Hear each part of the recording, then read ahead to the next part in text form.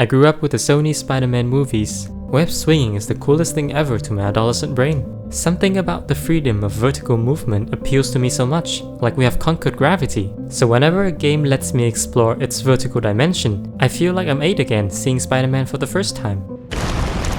To no one's surprise, I used to be really into Assassin's Creed. I mean, the whole alternative history thing is pretty neat, but I'm there for the gameplay. Not hearing things now. Don't move!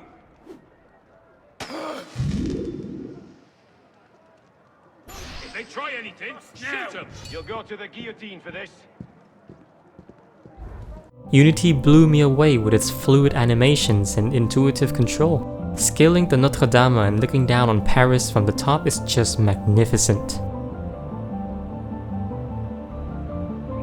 But somehow I don't have the same experience playing Syndicate. Despite how similar both games are, Syndicate has one crippling flaw. This flaw has killed my enjoyment of the game. So here's why a grappling hook ruined Assassin's Creed for me.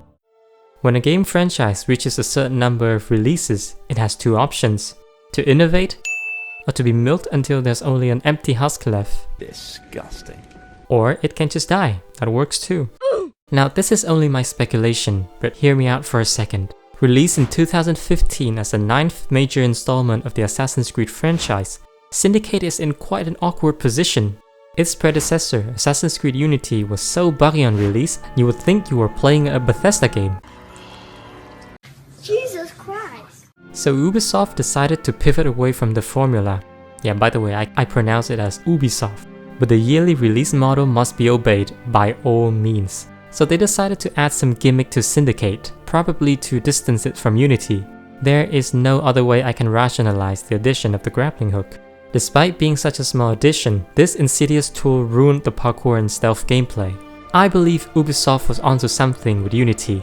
The sharp and precise animation paired with tight and detailed level design made running around Paris enjoyable.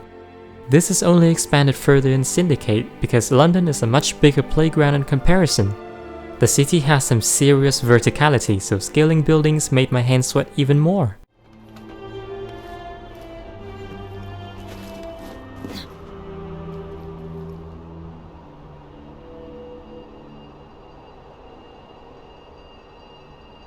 Everything was going great until the grappling hook was introduced. Instead of climbing a building window from window,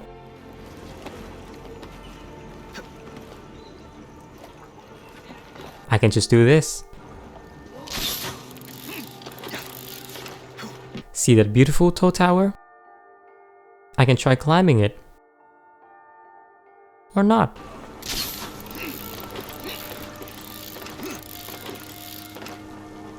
Maybe this?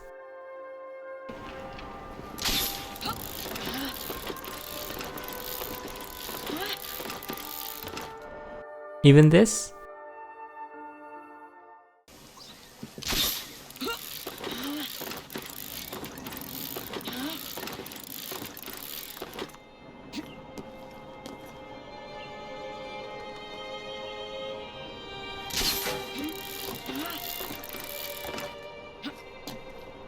Why am I even bothered with this when I can just do this instead?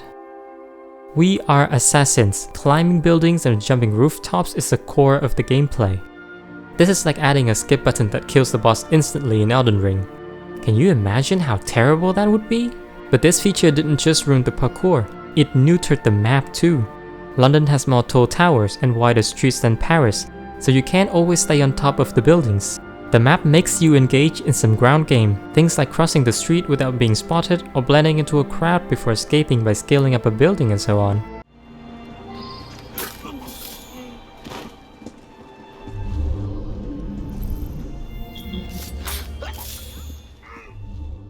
But with the grappling hook, you can just do this.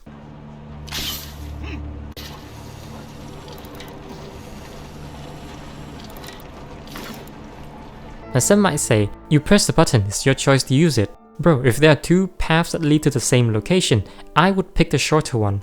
Why would I want to waste my time?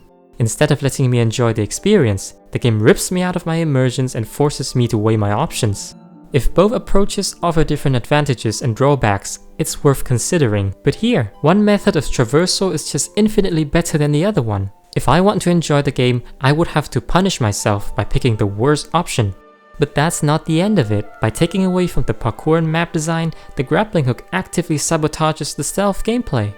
You can scale any building almost instantly, so the chance of being spotted is near zero. Why think of a good approach from the ground when any street can be crossed in air? A good stealth game depends on tight gameplay and brilliant map design. Syndicate has this, and the grappling hook lets you skip most of it. It feels like I'm playing a string of Skyrim puzzles, except they're just one E button away from being solved. Just a waste of time. After using the grappling hook for a few hours, all of my interest in exploring London disappeared. Why would I feel anything when each wall can be just a blur? The entire city becomes a cardboard box and I'm a stupid ant running around it.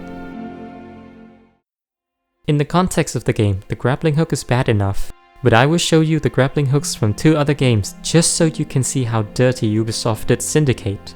Let's look at Sekiro, the first ever FromSoft game with a grappling hook. This feature is not a gimmick, but a system. By that I mean Sekiro is designed with the grappling hook in mind, so it can interact with other systems of the game. Sekiro has locations where you can just use the grappling hook instead of running, just like Syndicate, but some places of the world are inaccessible without the grappling hook.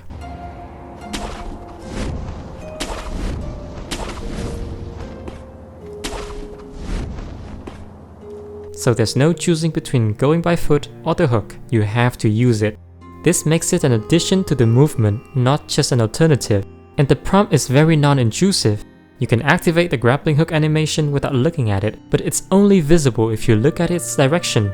Compared to this, Syndicate screams at you to use the grappling hook next to any building. But that's not all. The Sekiro grappling hook also functions in combat. Some boss attacks can be dodged with it if you have the timing. It is particularly useful against the Chained Ogre, Go Oniwa, and the Demon of Hatred. Because of course it works, it's functioning based on the game's logic. It requires a degree of skill to use it proficiently. The grappling hook in Sekiro is a system that works well with the narrative and the gameplay. So Syndicate's grappling hook failed to be a system. Next up on the line, the original Dying Light. Aside from also being a very fun movement-based game, Dying Light has a grappling hook as well.